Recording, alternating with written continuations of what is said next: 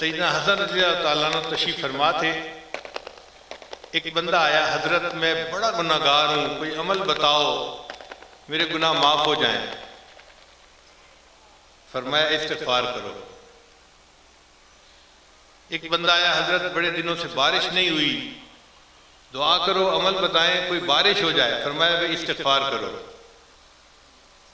ایک بندہ آیا، حضرت بڑا غریب ہوں، دعا کرو اللہ بہت سارا مال دے دے. بھئی استغفار کرو. پھر ایک بندہ آیا، حضرت میرا بیٹا نہیں بیٹی ہیں، دعا کرو اللہ مجھے بیٹا عطا کرے. فرمایا بھئی جاؤ استغفار کرو. ایک بندہ آیا، حضرت باغ ہے، دعا کرو اس کا پھل اچھا ہو جائے. فرمایا استغفار کرو. اب ایک بندہ یہ ساری باتیں سن رہا تھا. اس نے کہا حضرت آپ کے ہاتھ میں عجیب نسخہ آ گیا ہے کہ جو آ رہے استغفار، جو آ رہے استغفار، ایک ہی عمل سب کو بتائے جا رہے ہیں.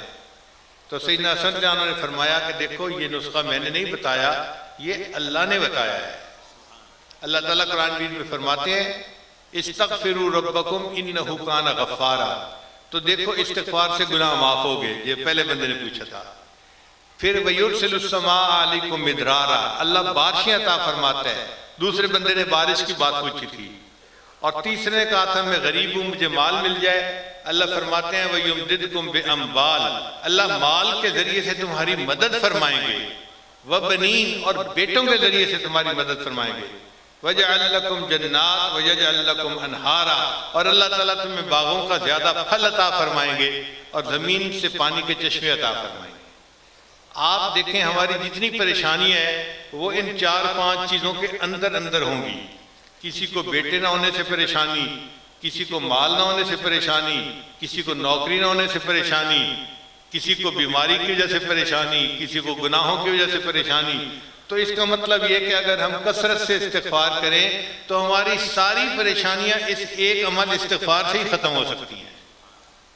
تو استغفار کی کثرت کر لیجیے. اچھا استغفار اس طرح بھی کر سکتے ہیں استغفر اللہ ربی من کل ذنب واتوب الیہ، لیکن کئی مرتبہ زیادہ لمبا استغفار پڑھنا مشکل ہوتا ہے. تو استغفر اللہ ہی پڑھتے رہیں تو بھی بہت کافی ہے. یہ بھی انسان کو کفایت کرتا ہے. استغفر اللہ ہی پڑھتے رہیں.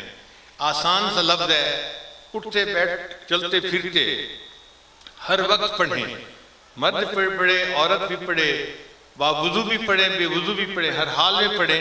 استغفار کی برکت سے اللہ تعالیٰ سب پریشانیاں دور کر دیں.